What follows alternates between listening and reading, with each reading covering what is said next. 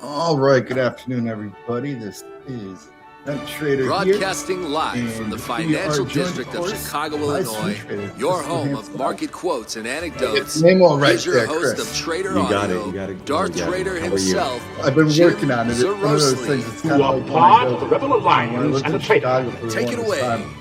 I lived in a pretty heavy Mexican area, and there's all these Mexican grocery stores around, and I'd always go try to talk Spanish to them, and I'd chicken out at the end, and that's usually what I do with your name, but I figured I'd go for it this time.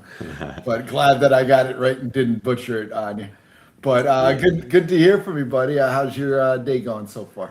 Pretty good. Pretty good. Just keeping an eye on some of these markets, trying to determine where we may be headed next. We're getting some mixed signals on the Qs on the Dow, on the IWM. So just following that, following some of the energy names, primarily some of the bonds as well. So just looking across the markets. What about you? Yeah, I mean, pretty much the same thing. It's just been so whippy and choppy. We're down 2% in the Dow or the Nasdaq one day, up 2% the next day. Mm-hmm. I mean, the moves out in South Korea are even crazier, right? Yeah. Then you have the unknowns on the geopolitical front whipping around oil and thus keeping that impact on rates going. So definitely a lot of elevated volatility that's happening at the top end of the service at the surface, right? We're not all that far away from all-time highs in a lot of No. things, and so it's just interesting from that standpoint. And kind of one of the things that I discussed a lot in my sentiment and flow show, where I was just, it just feels like options are such a whippy side of things right now that the underlying surface looks to be okay. It's just real choppy here up at the top, and I guess the question for a lot of people is where do we hit ground in terms of support and anything on a move down lower. And then, of course, the other side is how much buyers is on that sideline there that could drive us higher on a breakout. And that's the Yeah. $1 million question. And for now, it seems like there's a lot of uncertainty around it, thus leading to a lot of volatility up at the high end here. That's kind of Yeah. how I'm seeing things at the moment. But we could go through and break down each of these charts here and talk about what levels you're going to be looking at to try to ascertain if whether or not we got the breakout or the sell-off coming here. But for now, certainly seems like choppier conditions. And I guess we'll start off with what we usually do, Chris, and that is the SPY here, right? SP. So Yeah. So you have control of the charts over there, my man? yeah, I do. And you guys could all see my charts, right? On the recording, on the screens. I believe you guys can. All right, so let me take a look at the SPY. We went over the macro levels last week, and I'm gonna kind of point out the weekly levels in conjunction with the daily when it comes to the indices, because for me, the way that I'm looking at things, we're still within this overall range over here.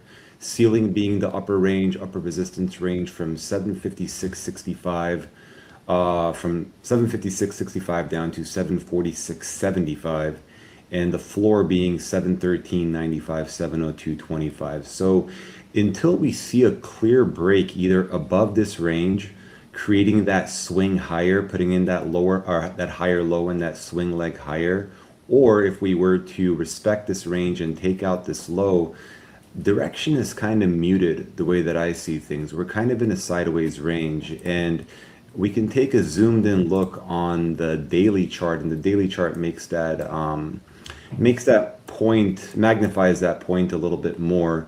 We're trading within this daily resistance range here from, which is refined into that weekly, overall weekly range from 756.65, 751.85. We did trade out of it we made that low on July 8th last Wednesday and traded back into it. And now we're kind of stalling right beneath that area with the 12 period moving average crossing. So I'm not seeing a bunch of, I'm not seeing on the actual index itself. Obviously, the components within the index are going to have their 2%, 3%, 4% moves up and down. But on the actual index itself, we have to break either higher or lower in order to get a directional read going on the actual index. As far as support, this is the immediate support level that I'm paying attention to on a daily basis. This area here, from 745.50, 739.50. And whatever I said on the SPY, by the way, that's kind of the theme that I'm seeing across all the indices. So it's kind of like a prelude to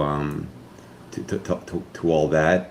The downside support range that I'm paying attention to is 745.50, 739.50. And the next area to pay attention to, which is going to potentially break lower out of this range, is this area here from 733.40, 722.50. So a break below this is going to break lower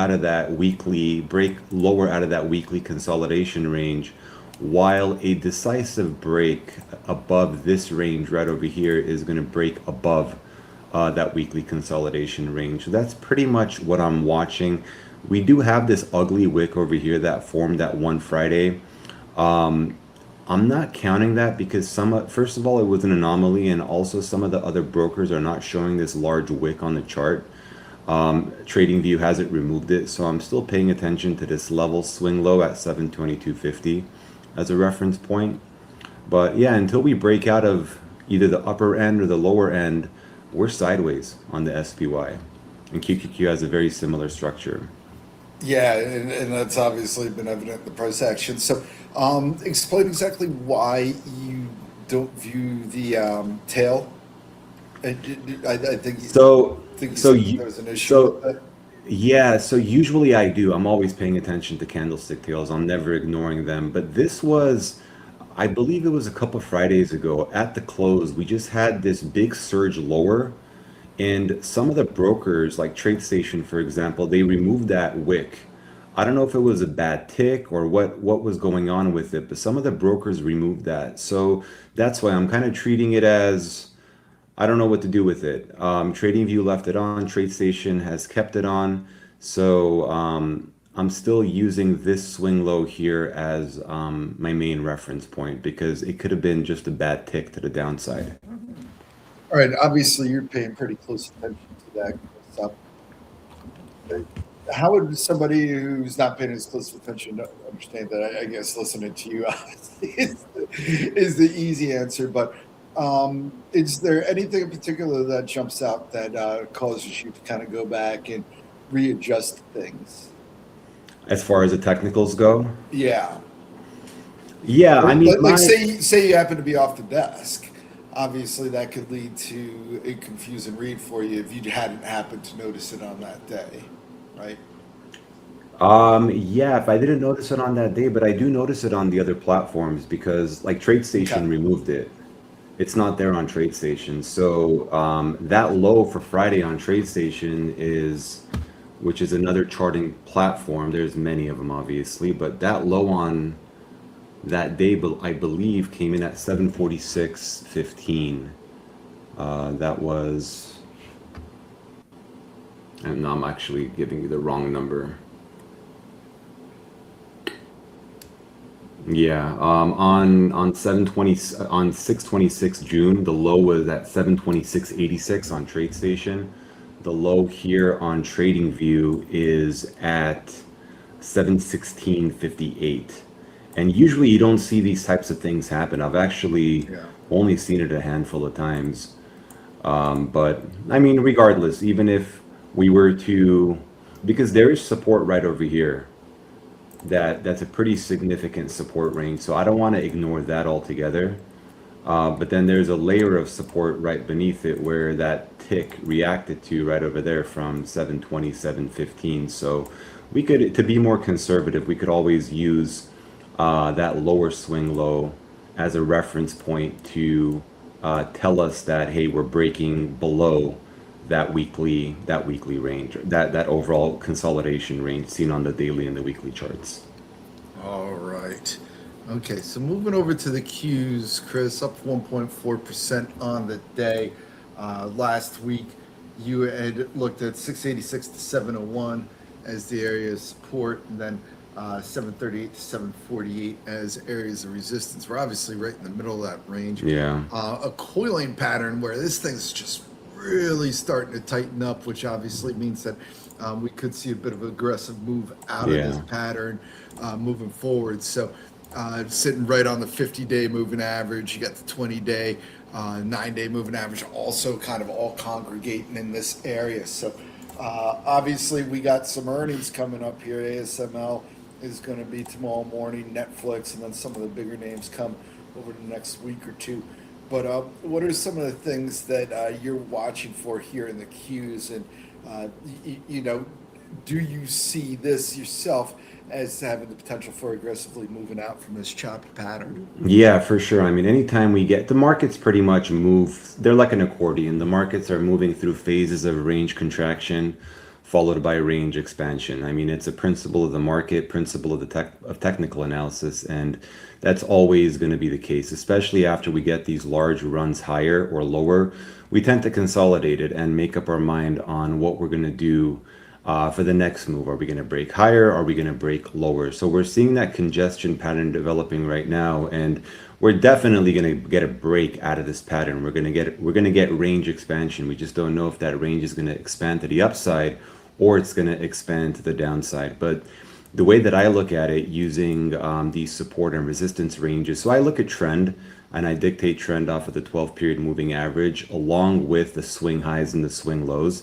So we're still above this 12 period moving average on a weekly basis, but as far as the swings go, they're pretty much in equilibrium, that congestion pattern that we're talking about.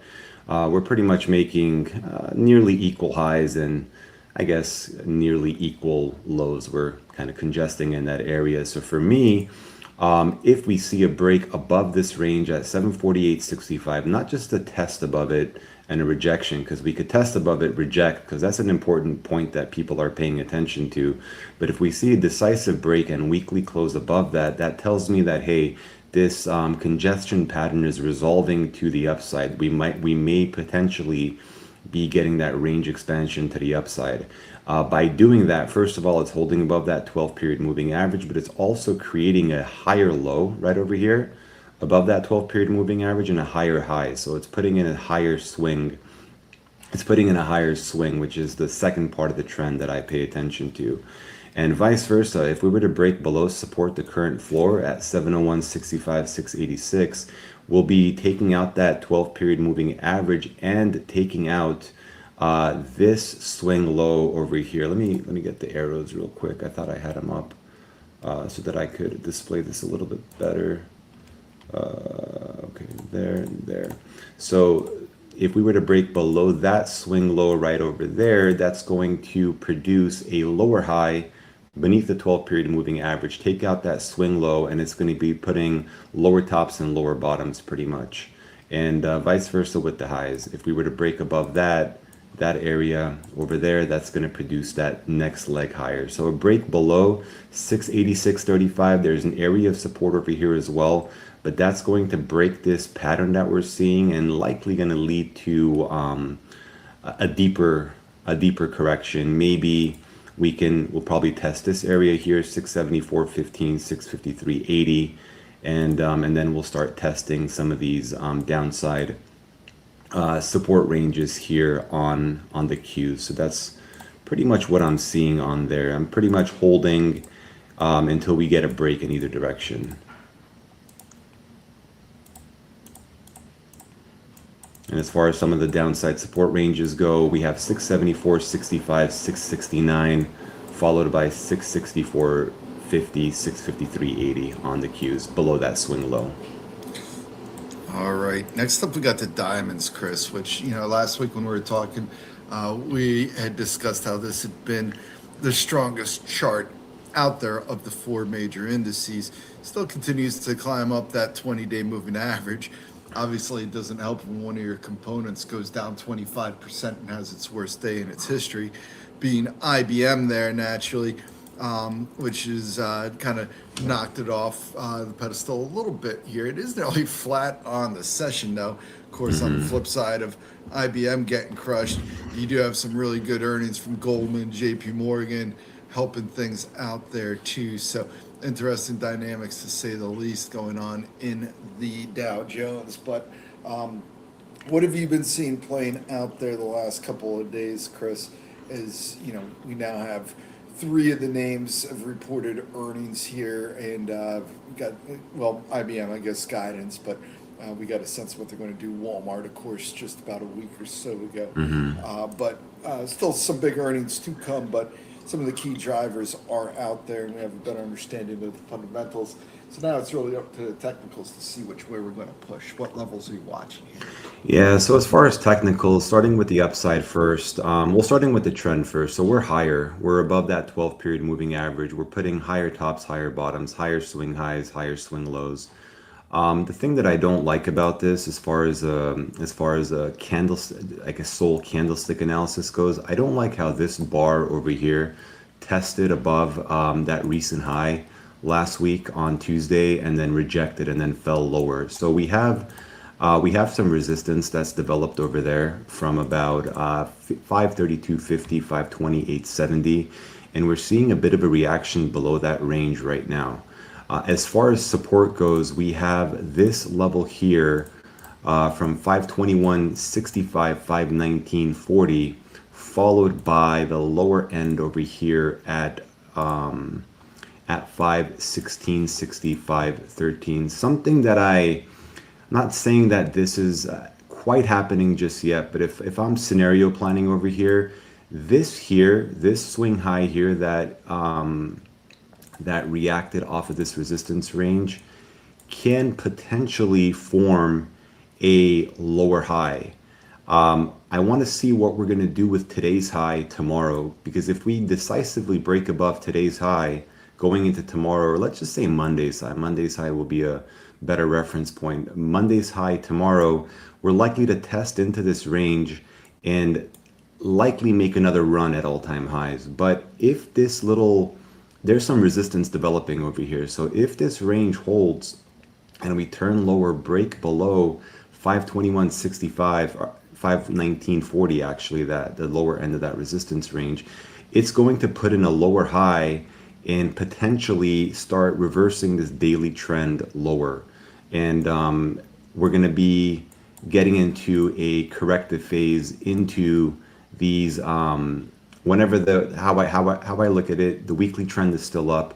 Daily trend shifting lower is likely going to drive us down into the weekly support areas, the 12 period moving average that intersects with that support area, 509 to 500. But that's what I'm watching. And if you take a look at the SPY being at resistance, if this range holds both on the SPY and on the QQQ, the diamonds are also likely to make a lower high here and potentially take out the support range at 521.60, 519.40, and drive lower into the 516.60, 512, or 513 range below, support range below.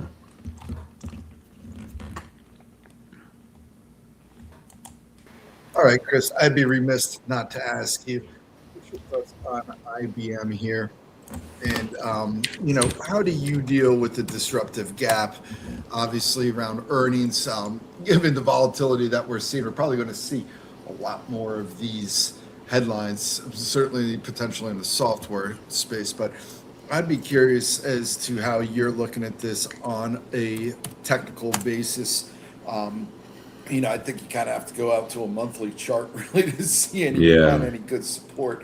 So what's your read on price action like this on a technical standpoint? Yeah, so whenever we get these, I call it high volatility moves, whether it be earnings, whether it be, things like COVID or just outlier type events, any type of volatility, I tend to go look at the weekly and the daily, or the weekly and the monthly charts, because those levels are pretty significant levels. And if anything is going to stop a high volatility move like that, it's more likely to be those bigger time frame levels like the ones on the monthly and the weekly versus the intraday charts or the daily charts. Daily charts are powerful as well, but I tend to lean on the weeklies and the monthlies.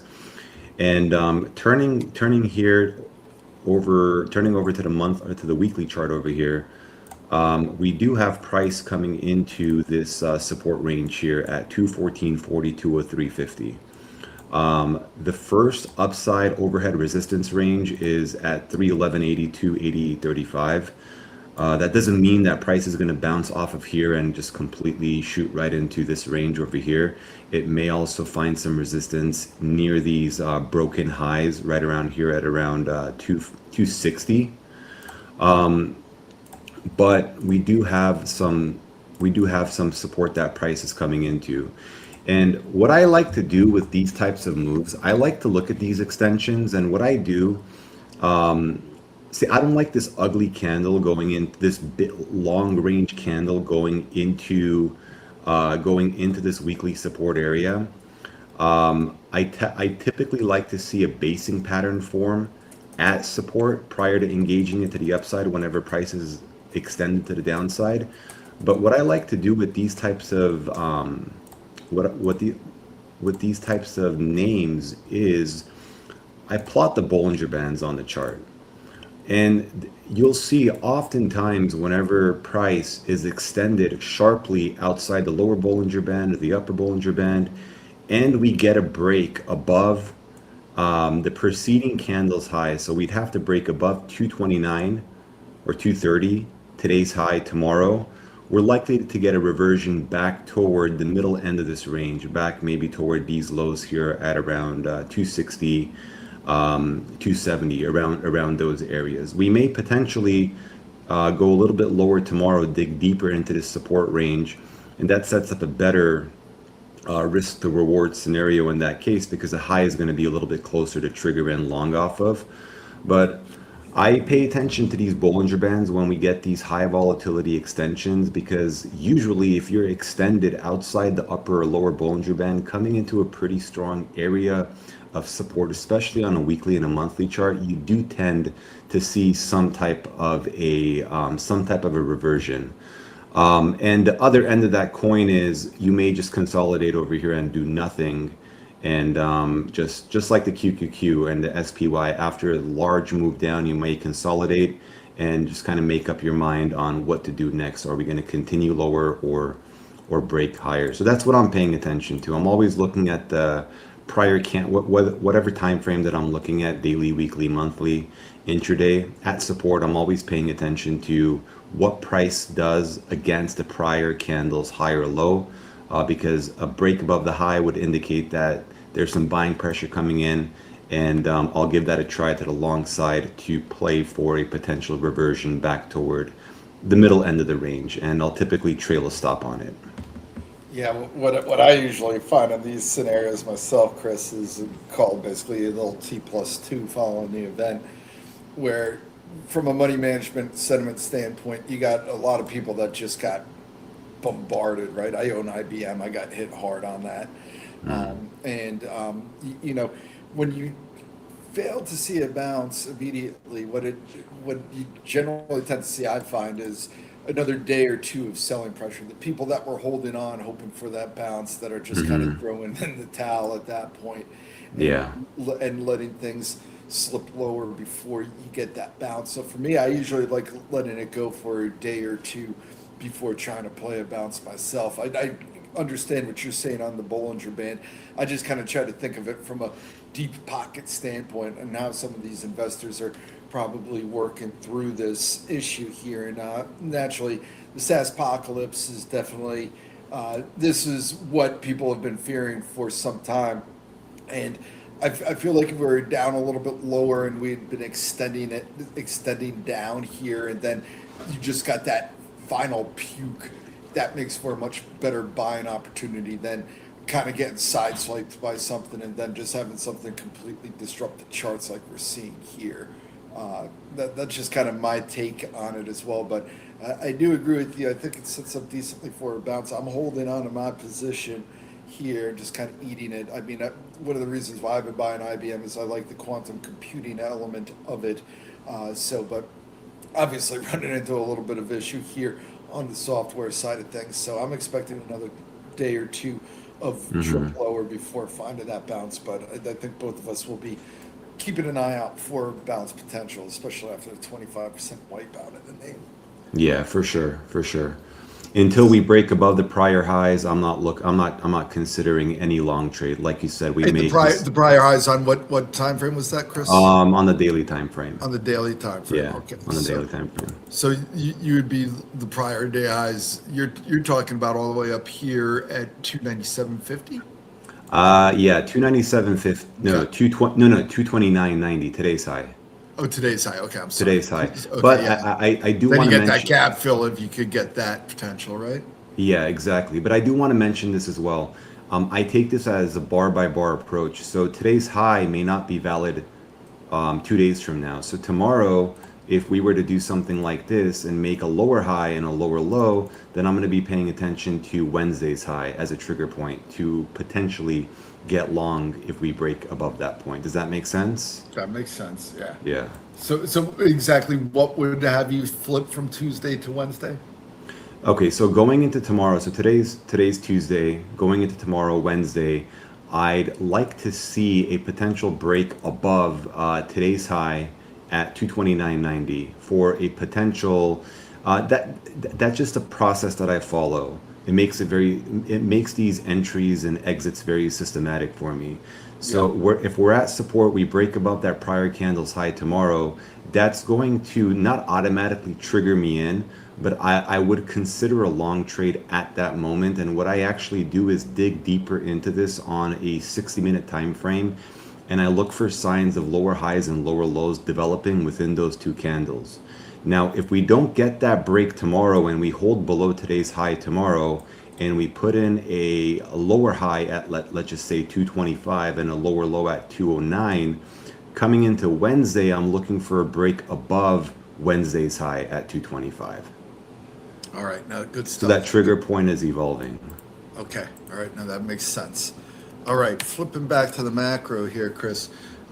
Next up, we're going to take a look at the IWM. Let's take a look at Final IWM. that we have that we will be discussing here today.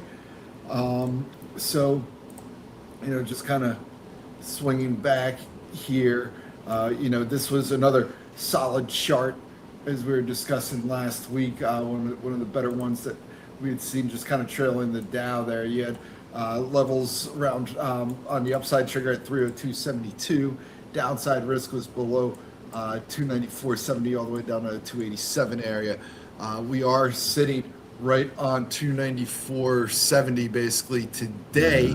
We had a couple of pushes down below since we last chatted. We did have that little breakdown below the 20-day moving average. I think that was headline related to Iran. So, got as low as 290.68 before bouncing back. So, obviously trading a little bit below the 20-day moving average the past couple of sessions, broken down below the 9-day moving average too. What are you looking at here? Are you seeing a little bit more potential fault in the small caps, or are you not overly concerned? Yeah, a little bit. We'd have to follow through to the downside a little bit more, but we are seeing this trend over here kind of breaking to the downside. These lower highs and lower lows just got taken out on Tuesday. Actually, last Tuesday or Wednesday, it got taken out. So here, let me zoom into this a little bit. This resistance range right here, this little pocket of resistance from 350 to 297.60 was responsible for the break of these higher swing lows. So this is the current ceiling that I'm paying attention to, 350, 297.60. We do have support that we're sitting right on top of here at around 292.50, 288.90. It's a similar technical structure as the Dow. There isn't a clear-cut trend. It appears to me that this trend on the daily time frame may be shifting lower. We may potentially, if we don't break above this high from Friday at 298.20, if we don't break above that, we may potentially be developing another lower high over here. And if we do that, that's likely going to create another swing low and likely take out this 292.50, 288.90 support range below. And if we do that, that's going to flip this trend on the daily chart lower for the IWM.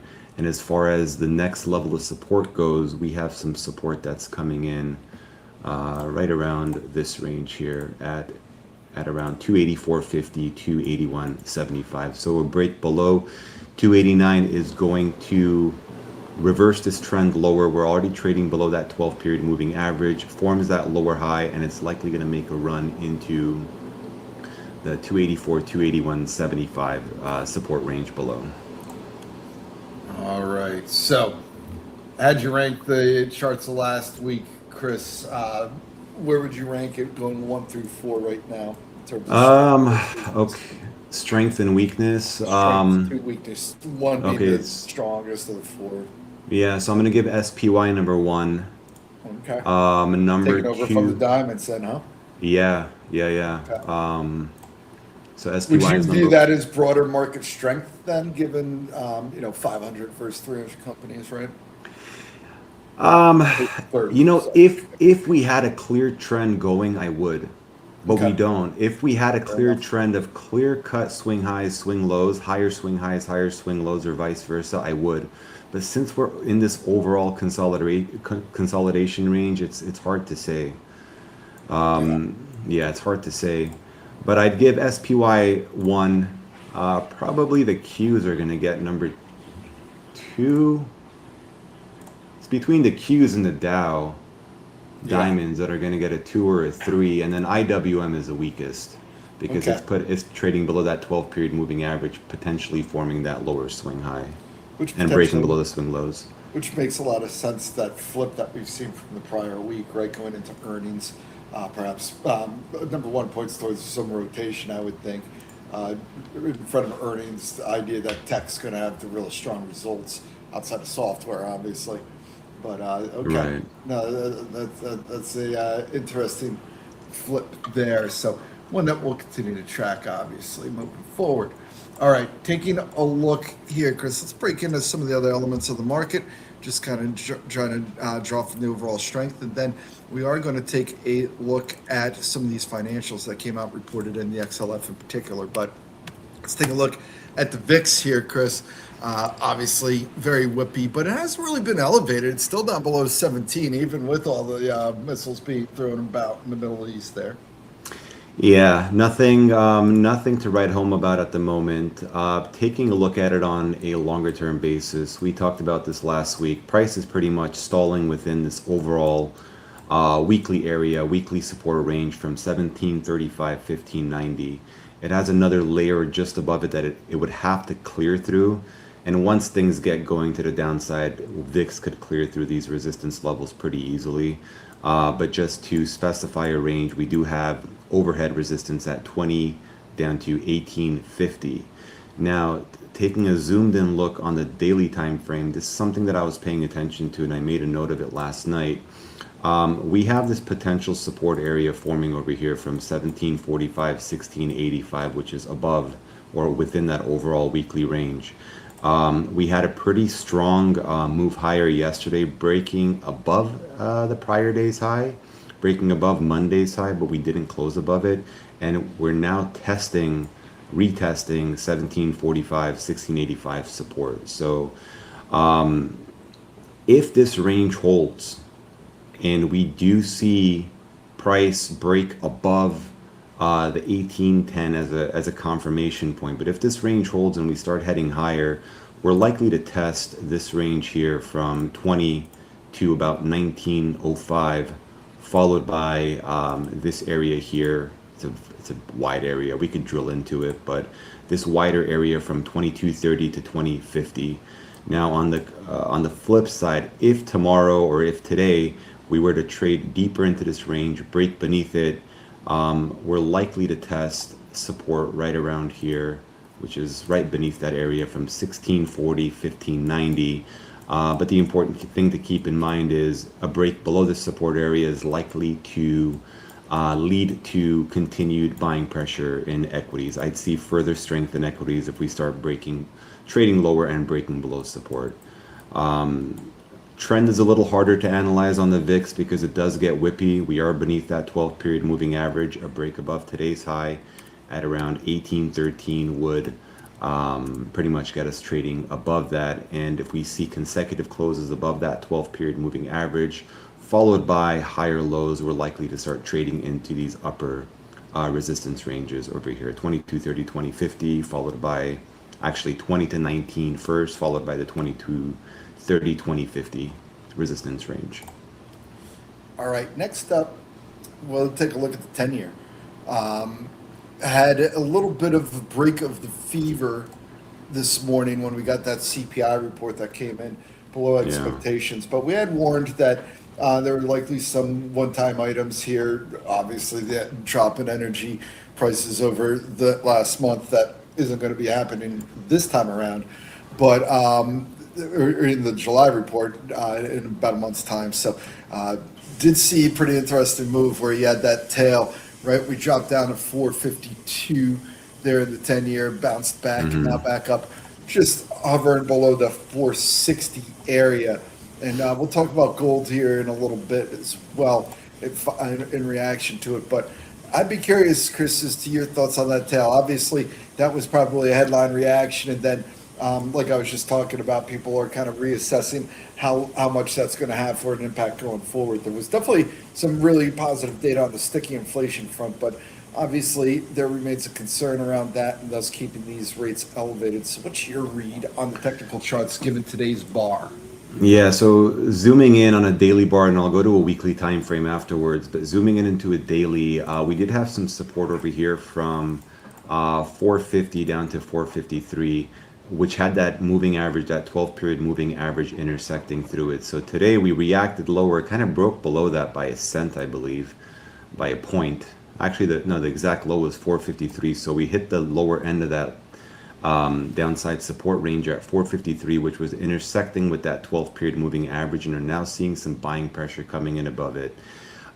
You'll see that in pretty defined trends, price tends to form, and this same scenario for the downside, but whenever we're trending higher, price tends to form higher lows and higher highs, and the higher lows tend to be around the 12-period moving average. It tends to respect that 12-period average pretty closely. That's why I pay attention to it, because you'll see a lot of swing points which form good areas of support that price reacts to on the way up, and resistance points around the 12-period moving average on the way down. So that's what it pretty much did right now, earlier today, reacted off of that 12-period moving average, which was intersecting with that 455, 453 range. We do have another layer of support, daily support here from around 450 to 445. And another factor that this level here had going for it was this bottom, this support range formed on top of this prior swing high that was broken. So this area and this area here, they're pretty strong support ranges because they had the power, they had the buying pressure to break beneath a powerful swing high that was previously controlling the market. So just the fact that this support range was sitting right on top of those previous highs kind of enhances the probabilities of that level holding. So that's pretty much what I'm seeing there on a daily chart. But the bigger picture for me is on the weekly time frame. That's what's kind of forming my overall longer term bias on this. And you'll see that same swing high that price is sitting on top of on a weekly basis. Price reacted higher off of this. So we had this swing low right over here, which is a controlling swing low, made a new high, controlling on the recent trend that we've been seeing higher on a weekly basis, followed by two layers of support, 440 to 430. And then the other one, like literally right beneath it from 430 down to about 423. So we reacted higher off of it, and now this is the fourth test, 1, 2, 3, 4. So we're testing this resistance range here, 465, 450 for the fourth time. I want to see what we're going to do over here. I do want to see how this weekly candle closes. And going into next week, I do want to see what we do against this candle's low, because we can this candle here can potentially form a base which could potentially trigger the break above this 465 resistance range, leading to a move into the 485 resistance range above. So that's pretty much what I'm seeing. We're in this overall resistance range. Got to give it the benefit of the doubt. But going into next week, I do want to see what we do around today's or this week's today and this week's low at around 453.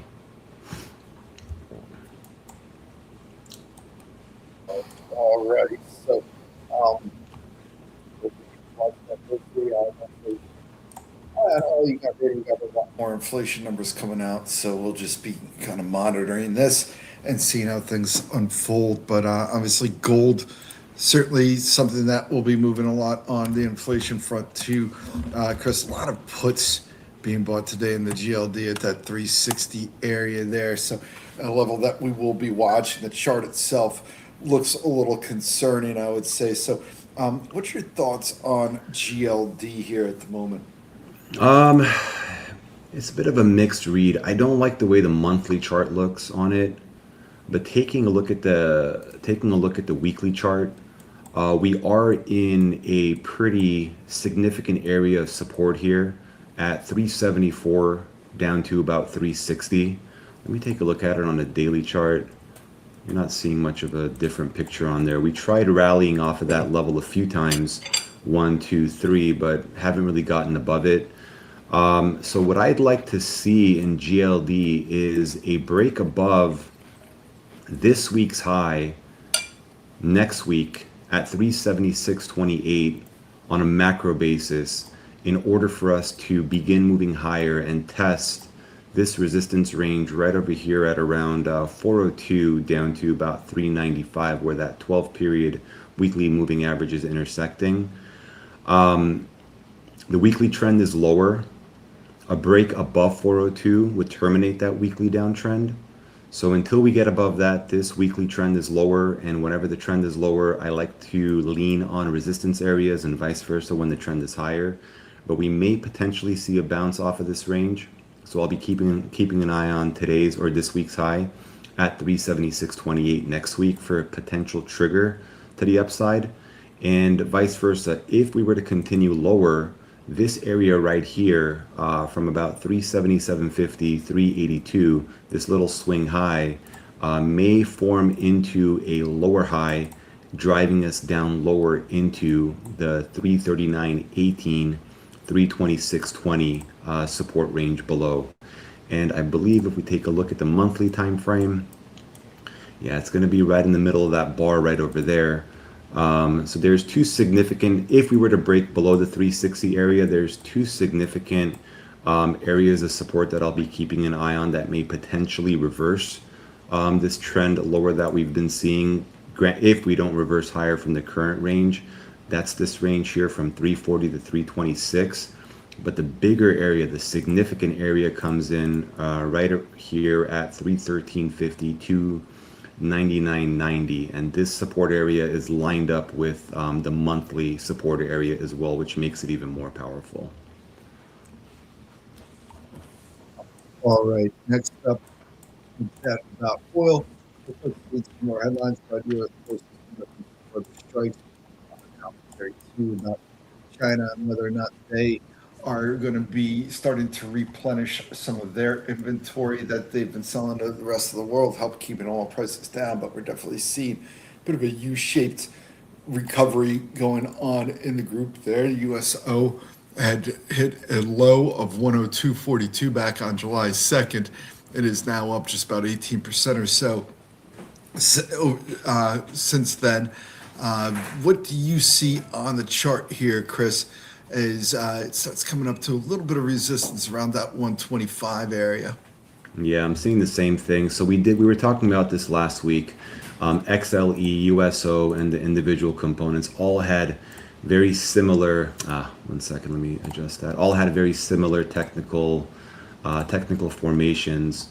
USO was testing this range here from 108 down to about 101 last week, and we moved higher above it, broke higher above it, breaking above these swing lows or swing highs, and transitioning into we're terminating that daily downtrend that we've been in. And today or yesterday, we pretty much transitioned higher. So I'm seeing this.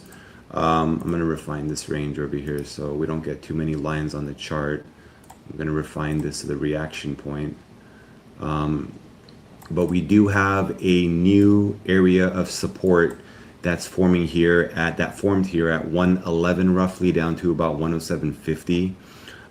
So we may see a potential pullback into this range. If not, we may see some sort of a retracement toward it, or use this base as a trigger point, just like that chart that we were talking about earlier, I believe on the 10-year. We may use this candle as a base to launch higher off of.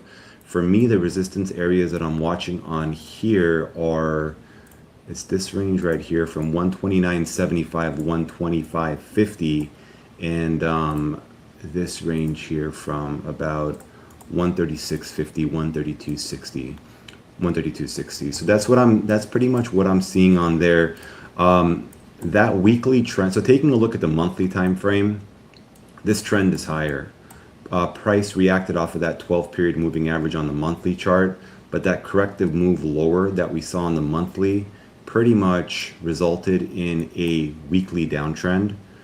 In order for that monthly correction to be over and for us to continue moving higher, we'd have to take out this swing high here at 141.50 for a continued move higher in USO. So we could either do that, or we could, I mean, that's the reference point to watch. We have to get above that 141.50 range to terminate this recent weekly downtrend, the monthly correction, and we may form some higher lows going into this range as well. So though that's the area that I'm watching on there. Taking a zoomed in look at it, that comes in, I'm refining into it. So we have this range here at 136.50, 132.60, 129.77. So it has to clear through some hurdles in order for us to get a sustained continued macro move higher. But on a short-term basis, on a daily chart, this looks pretty good to me. We have support over here. As long as we hold above it, we're likely going to test these upper ranges, which we're getting pretty close to. So we're going to flip over to a few of the earnings now, financials being in focus here, and then we'll take a look at the XLF. But just kind of want to go through the five that reported this morning. Chris, get your general thoughts on these charts. JP Morgan, we're just going to blanket it. I already kind of broke into the fundamentals. They were strong across the board. Obviously, Goldman had the best results with their focusing on the capital markets, which is just exploding. It bodes well for Morgan Stanley, which comes out tomorrow. But we're just going to talk about the five that reported today, their reaction, and what Chris has seen in the charts. Again, starting with JP Morgan here, Chris. What's your thoughts on this price action here today? All right, so weekly trend is higher. We're making higher highs and higher lows, higher swing tops, higher swing bottoms. Taking a look at it on the daily, it looks pretty similar to what we're seeing on the SPY. Price is pretty much consolidating within this range over here. Actually, here, let me do this. So we had resistance right here at 343.50 down to about 339.25, followed by support here at 328.90, 325. Today we formed an outside bar. We literally traded above that range, we traded below that range, and now it's seeming like it's going to close in the upper end of that range. So I want to see what we do at resistance. Are we going to break above it? Are we going to get a decisive break above it? Because if we do, this consolidation range over here may be resolving itself to the upside. But the downside scenario, if tomorrow, this is a daily time frame, if tomorrow we start forming an inside bar and then we start taking out that inside bar's low the following days, we might make another run at this downside support range, which is the floor at 328.90, 325, and a potential break below that 325 is likely going to drive price into this range here from 313.50, 308.85. So until we break out of this range, either higher or lower, I don't have much of a read. It's sideways for me. Fair enough. Fair enough. Goldman, nice breakout going on there. Broke through 1125, the June 18 highs there. Holding over it at the moment, got as high as 1136.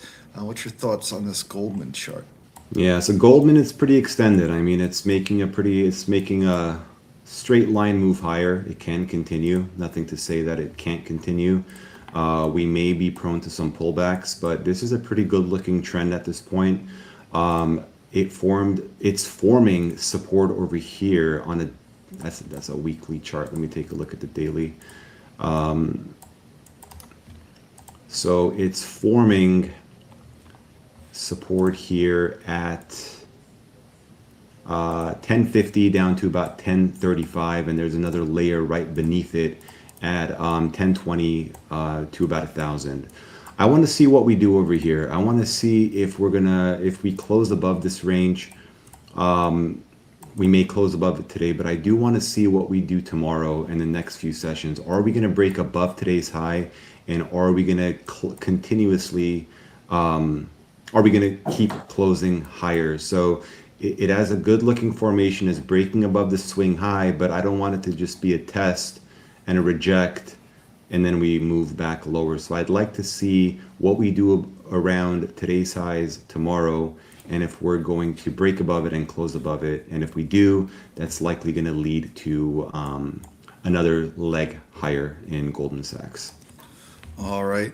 Next up, we'll take a look at what had been the best performing bank stock prior to today. Citigroup down 5% though, coming in to test the 50-day moving average here at the moment. Chris, it is holding above that, but certainly one of the weakest performers that we've seen out of this group.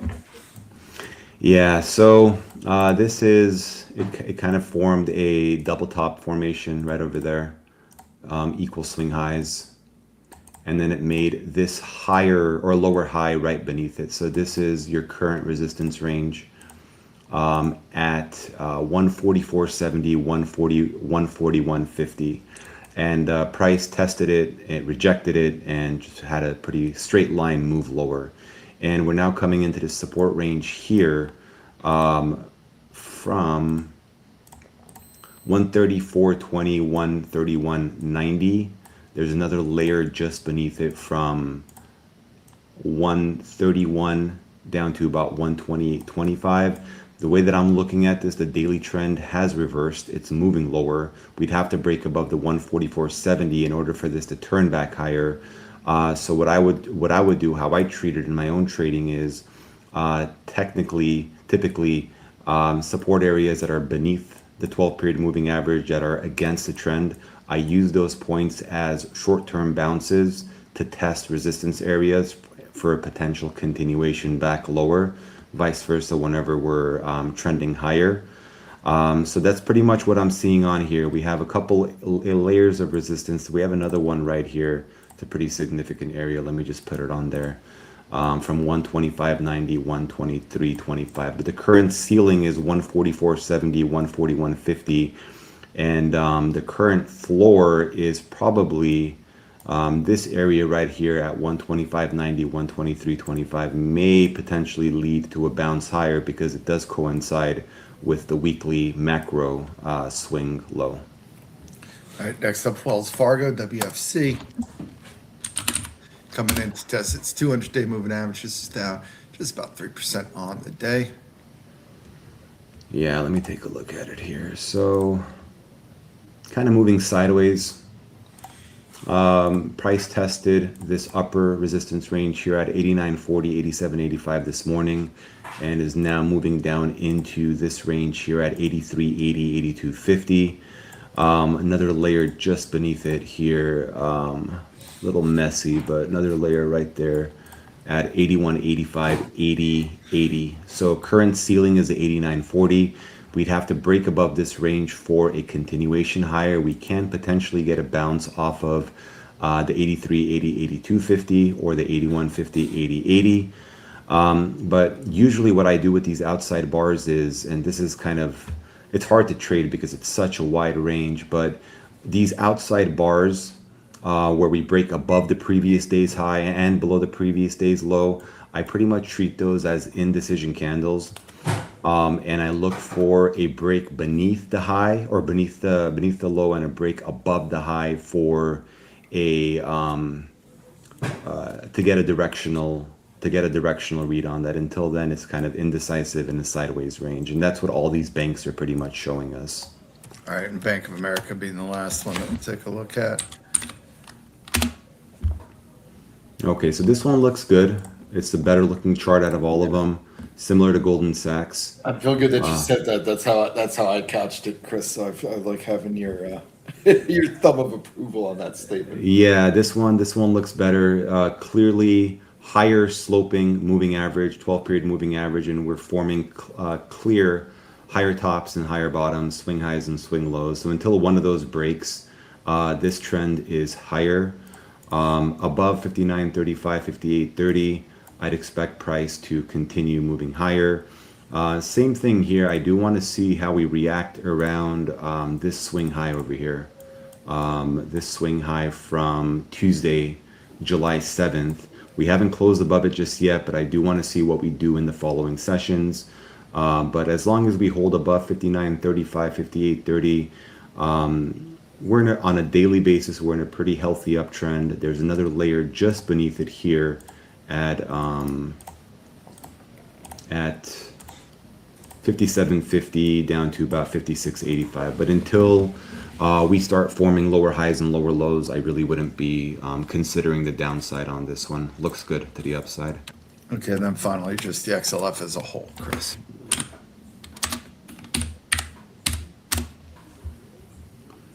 All right, so interesting. I was looking at this earlier too. So we do have resistance here on the actual ETF at 56.50, 50, 56.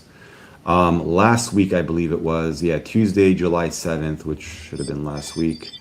Last Tuesday, we tested above it, rejected and fell lower, tested that 12 period moving average. And today off of the earnings, again, we tested and rejected above it. So that's the current ceiling. A break above 56.50, actually a break above today's high at around 56.80 would likely lead to a continuation higher. We have support here at 55.50, 54. So if we do get a continuation higher breaking above today's high tomorrow, that's going to put in that next leg higher, making this a higher low and potentially leading to higher prices. So that's pretty much what I'm watching on there. Now, if we do turn at this range, if we do turn lower, test support and break through the 55 area, we'll likely test this range here at pretty significant range. And I'm pretty sure this lines up with the weekly swing low at 53.70, 53.20. So that's pretty much what I'm seeing on the XLF. Do it for us on this week's show. We will be posting a replay as well as a recap of some key levels Chris has been laying out on the indices, on the VIX, USO, gold, and of course all those financials and IBM as well. Thursday, we will be, so basically the plan Chris and I have is to do more macro coverage on things on Tuesday, and then Thursday, a little bit more of a micro focus. Obviously, we're going to have a lot of upcoming earnings, and that's going to be our focus. I'll be talking with Chris about the names that we'll be covering, but I would love to hear any names that folks want us to check out ahead of earnings here. So, we will be looking for some feedback on that. We'll kind of put some stuff in the room. I'm trying to figure out the best way to get it. Obviously, you could throw a name in the chat, but I don't want to miss it. So maybe we'll run a few polls on names that what people want to hear about. So anyway, so we will be discussing that on Thursday and breaking a little bit deeper into that. But Chris, hey, thanks a lot for your time today. Obviously, a lot of great insight for folks. So we'll let you go now. Final hour of trade coming upon us. We'll be jumping back on here in a couple minutes. And again, posting the replay and the summary of this discussion here shortly. It was fun. Thank you guys. Thanks, Gavin. Talk to you guys soon. And whatever you guys have, whatever markets you want us to look at, just drop it in the chat. We'll take a look at them. Whether it's on the show or even during the day, you guys can call out my name and say, hey, look at this chart, look at that chart. I'll be happy to do it. So awesome. Thank you, guys. Chris, thanks for all the info. A lot of good stuff there. Thank you, Gavin. All right. So just a quick glance